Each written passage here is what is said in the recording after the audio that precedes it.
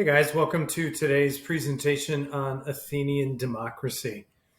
And we're going to be doing one of my favorite activities uh, of the year, to be honest, is a part of this lesson. And it's a structured academic controversy on whether or not Athenian democracy is really that democratic.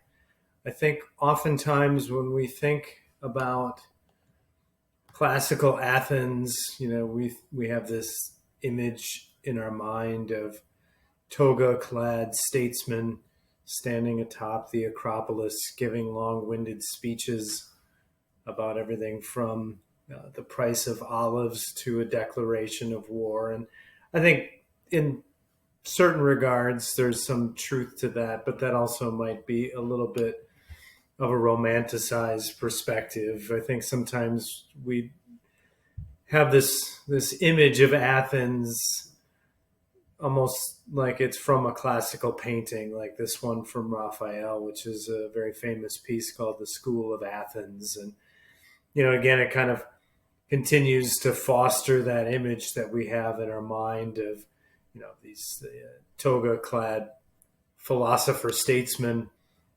And they certainly, no doubt, had some of that. But it's probably important from a contextual perspective to point out that when the Athenians developed democracy, thanks to Cleisthenes, it was a time of tremendous unrest, time of tremendous chaos.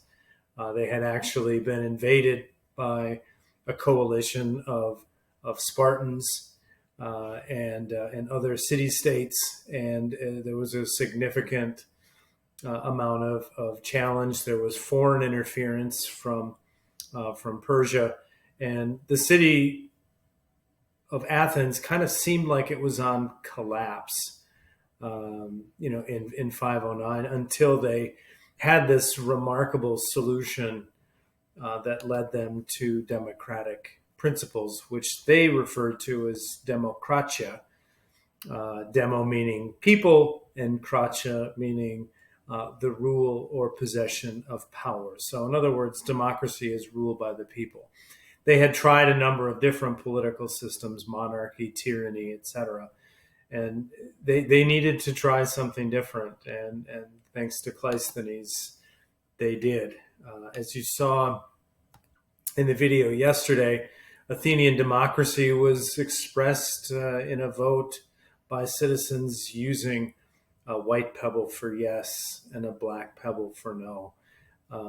But there were actual institutions. The ecclesia was that legislative body that we often have in our minds atop, atop the Acropolis. But there was also a council of 500 of the leading citizens who probably possessed maybe a disproportionate amount of influence. And there was also a court system that also weighed in on the process. So I think sometimes, as part of our idealized representation of Greek democracy, we sometimes forget that they also had institutions and things that sometimes can also, bog the system down and maybe even slow it down.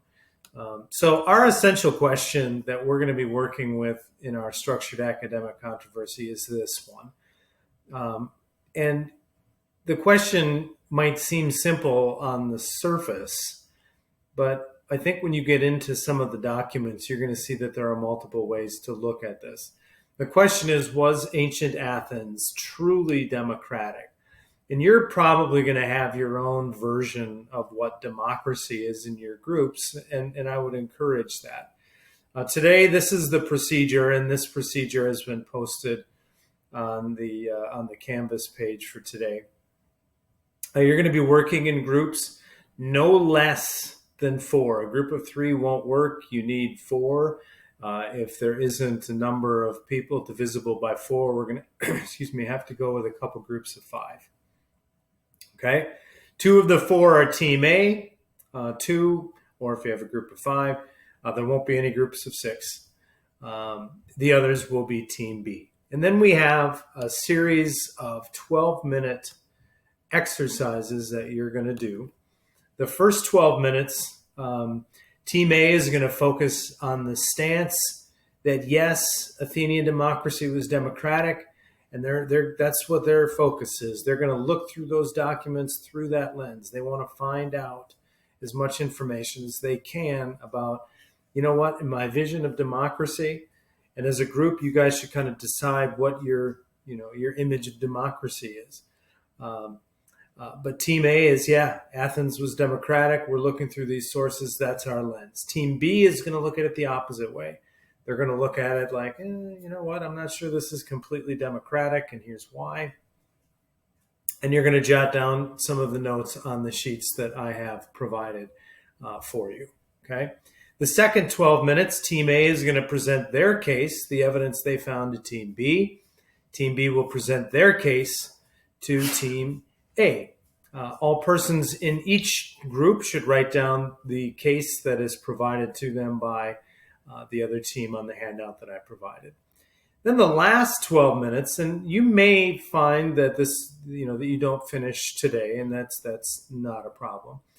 But the last 12 minutes, you're allowed to abandon your side. In other words, Team A, if you're reading through these sources throughout, and you're like, I mean, my point of view is that Athens is just not democratic. I mean, there are some things about the way they did things that do not reflect, our collective understanding of democracy and our vision of what that is.